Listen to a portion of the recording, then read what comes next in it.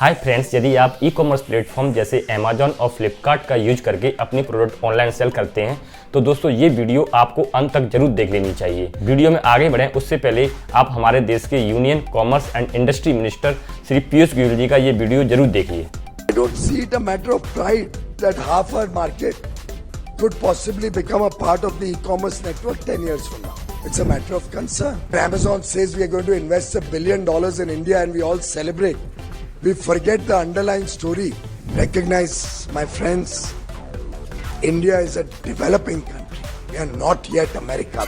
दोस्तों इस वीडियो में पीयूष गोयल जी ने जो ई कॉमर्स को लेकर अपनी चिंता व्यक्त की है, अब उनका हम बारी से विश्लेषण करते हैं। EY इंडिया एंड पहले इंडिया फाउंडेशन के द्वारा वेडनेसडे को एक रिपोर्ट पब्लिश की गई जिसका टॉपिक था net impact of e commerce on employment and consumer welfare in India, जिसकी रिपोर्ट की फाइंडिंग से पीयूष गोयल जी ने अपने आप को टोटली डिसएग्री बताया और आगे उन्होंने चिंता व्यक्त करते हुए कहा कि किस तरह से अमेजॉन जैसे बड़े जो बिग प्लेयर हैं ई कॉमर्स प्लेटफॉर्म वो अपनी प्रीडेटरी प्राइसिंग का यूज करके कैसे बाहर की जो मार्केट का जो कंपटीशन है, जो छोटे जो MSME वाले जो एंटिटी हैं उनको खत्म करने का काम कर रही हैं। उनके इस कदम से लाखों MSME रिटेलर्स को न केवल नुकसान हो रहा है बल्कि इसका असर एम्प्लॉयमेंट पर भी पड़ रहा है। तो सबसे पहले हम ये समझते हैं कि जो प्रीडेटरी प्राइसिंग टूल है ये क्या है, जिसका यूज अमेजॉन और फ्लिपकार्ट जैसी कंपनियां करती हैं। इसको समझने के लिए दोस्तों हम एक एग्जाम्पल का सहारा लेते हैं।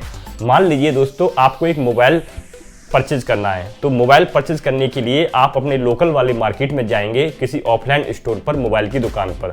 तो दोस्तों यदि वो मोबाइल आपको वहाँ 10,000 रुपये का ऑफलाइन स्टोर में मिल रहा है, यदि आप उसी मोबाइल को अमेजॉन या फ्लिपकार्ट पर सर्च करते हैं तो वहाँ आपकी जो सेल प्राइस आपको शो हो रही होती है वो हो रही होती है 8,999 रुपये।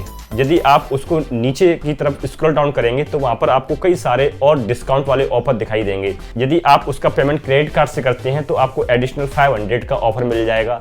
यहाँ तक कि दोस्तों आपको नो कॉस्ट EMI का ऑप्शन भी वहाँ पर मिल जाता है। तो बताइए दोस्तों जो कंज्यूमर है हमारे देश का वो कहाँ से परचेज करेगा? डेफिनेटली दोस्तों वो अमेजॉन या फ्लिपकार्ट से ही परचेज करते हैं। तो इस तरह से दोस्तों ये प्रीडेटरी प्राइसिंग का यूज करके वो बाहर वाली मार्केट से अपनी प्राइस इतनी कम कर देते हैं जिससे कि उनको जो सस्ता प्रोडक्ट, वही जो सेम प्रोडक्ट है वो कस्टमर इनकी वेबसाइट से खरीद ले। और जो बाहर की मार्केट है, जो बाहर के जो रिटेलर्स हैं वो फ्यूचर में धीरे धीरे खत्म हो जाएंगे। जब वो खत्म हो जाएंगे तो इनका कोई कंपटीशन नहीं बचेगा, तो फिर फ्यूचर में ये अपने प्राइसिंग को बढ़ाकर प्रॉफिट कमाएंगे। तो ये होता है दोस्तों प्रीडेटरी प्राइसिंग। गोयल जी आगे चिंता व्यक्त करते हुए कहते हैं कि जिस तरह से ई कॉमर्स मार्केट हर साल ग्रो कर रही है, आज से आने वाले 10 सालों बाद ज़्यादातर जो मार्केट है वो इन गिनी चुनी कंपनियों के द्वारा ही ऑपरेट की जाएगी।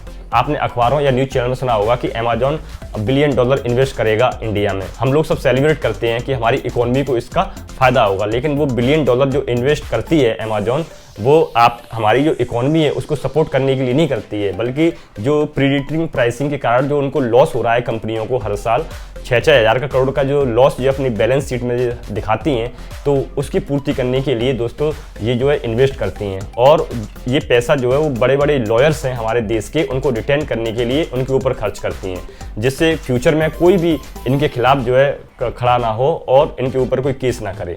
जब ये कंपनियां स्टार्टिंग में इंडिया में लॉन्च हुई थी तब उस टाइम इन्होंने कहा था कि हम कोई भी प्रोडक्ट अपना सेल नहीं करेंगे, बल्कि हम अपने प्लेटफॉर्म का यूज करके आपके लाखों जो MSME सेक्टर हैं वो लोग अपने प्रोडक्ट या हमारे पोर्टल का यूज करके पूरे पैन इंडिया और ग्लोबली सेल कर सकते हैं और अपने बिजनेस को स्केल और ग्रो कर सकते हैं, बशर्ते कि हम बस अपने प्लेटफॉर्म का कुछ चार्जेस अपना कमीशन लिया करेंगे।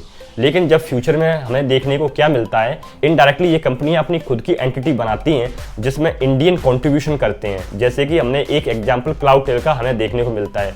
क्लाउडटेल जो अमेजॉन का इसमें शेयर 49% था और जो इंडियन जो एन नारायण मूर्ति थे उनका शेयर इसमें 51% था। तो देखा जाए तो इनडायरेक्टली ये जो क्लाउडटेल थी वो अमेजॉन के सारे प्रोडक्ट को क्या कर रही थी, वो सेल कर रही थी, जिससे हमारे जैसे आपके और मेरे जैसे छोटे सेलर्स थे उनको फ़ायदा नहीं पहुंच रहा था, क्योंकि ये इनका खुद का शेयर उस कंपनी में क्लाउडटेल में होने के कारण जो इनके प्रोडक्ट थे जो इनके सपोर्टेड प्रोडक्ट थे, ब्रांड थे, वो अमेजोन की साइट पर सबसे पेज नंबर फर्स्ट पर खोलते थे और सारे ऑर्डर इन्हीं कंपनियों को चले जाते थे और वो प्राइसिंग और जो विजिबिलिटी भी अपने प्रोडक्ट की हाई रखते थे बाकी सेलर्स के मुकाबले।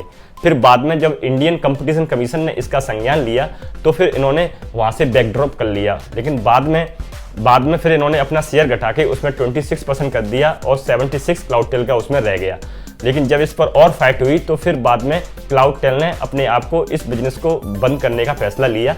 क्लाउडटेल अपने आप को शट डाउन करने की घोषणा करता है। तो फिर बाद में हमें देखने को मिलता है, खबरें आती हैं कि दिल्ली बेस्ड एक ग्रुप है रतन इंडिया एंटरप्राइजेज, वो अपनी खुद की एक कंपनी कोकोब्लू बनाता है। वो भी उसी तरह पर काम करता है जिस तरह से क्लाउडटेल करती थी और क्लाउडटेल की और इनकी आपस में डील भी होती है। ये ग्रुप इसमें 350 करोड़ रुपए कोकोब्लू में इन्वेस्ट करता है और क्लाउडटेल की जितनी भी इन्वेंट्री थी ये उनको परचेज करते हैं। और ये क्लाउडटेल के जो सीईओ हैं उनको भी हायर कर लेते हैं और उनका स्टाफ है उनको भी ये भर्ती करते हैं। जो वो टीम काम कर रही थी वही टीम अब कोकोब्लू में कर रही है। कोकोब्लू में दोस्तों ये क्या होता है, जो बड़े बड़े जो ब्रांड्स होते हैं उनको हायर करते हैं और उनके प्रोडक्ट को दोस्तों ये सेल करते हैं। तो आप और मेरे जैसे जो सेलर्स हैं जो ऑनलाइन सेल कर रहे हैं, जो ऑनलाइन डायरेक्टली अमेजोन पर सेल कर रहे हैं, तो उनसे हम ना रेट में कंपटीशन कर पाते हैं क्योंकि वो रेट इतनी कम कर देते हैं कि हम उनसे कंपटीशन ही नहीं कर पाते और उनकी विजिबिलिटी भी दोस्तों अप रहती है क्योंकि उनका अमेजोन और फ्लिपकार्ट जैसी कंपनियों के साथ डायरेक्ट टाई अप रहता है। अब इस चीज़ को आप एक एग्जांपल के थ्रू समझिए। एक सेलर है अमेजोन के ऊपर जो कोकोब्लू के थ्रू अपने प्रोडक्ट सेल कर रहा है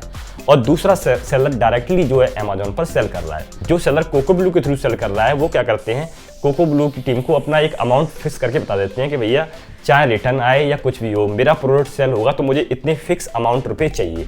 तो होता क्या है, जितने भी उस सेलर के सेल होगी तो वो उस सेल के हिसाब से, जितनी भी सक्सेसफुल सेल है उसके हिसाब से उनको वो एक फिक्स अमाउंट दे देते हैं।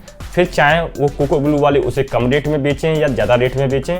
और एक बेनिफिट कोकोब्लू सेलर को ये भी मिलता है कि उनके जो रिटर्न्स आएंगे, कस्टमर रिटर्न्स, आरटीओ नहीं, कस्टमर रिटर्न्स के ऊपर इन सेलर्स को कोई चार्जेस भी नहीं देना होता है। जो हम जैसे सेलर हैं जो डायरेक्ट सेल कर रहे हैं अमेजोन पर, यदि हमारे कस्टमर रिटर्न आते हैं तो हमको चार्जेस पे करने पड़ेंगे। तो ये मेन डिफरेंस है कोकोब्लू सेलर का और नॉर्मल सेलर का। कोकोब्लू पर आप यदि अपना ब्रांड सेल करवाना चाहते हैं उस टीम के थ्रू तो आप उनसे डायरेक्ट कॉन्टेक्ट नहीं कर सकते हैं। वो एक इन्विटेशन वाला जो प्रोग्राम होता है वो आपको इन्विटेशन भेजेंगे तो ही आप जो है उसके थ्रू सेल कर सकते हैं।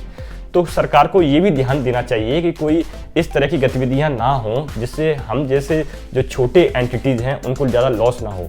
आज के टाइम पे यदि कोई seller as a seller registration करता है और अमेजोन पर सेल करने की कोशिश करता है तो उनको इनसे कंपटीशन करने में बहुत ज़्यादा दिक्कत का सामना करना पड़ता है क्योंकि इनकी जो प्राइसिंग होती है वो बहुत ज़्यादा कम होती है और हम लोगों की जो प्राइसिंग है स्टार्टिंग में उतनी अफोर्डेबल नहीं होती है कि उससे हम कंपटीशन कर पाएँ।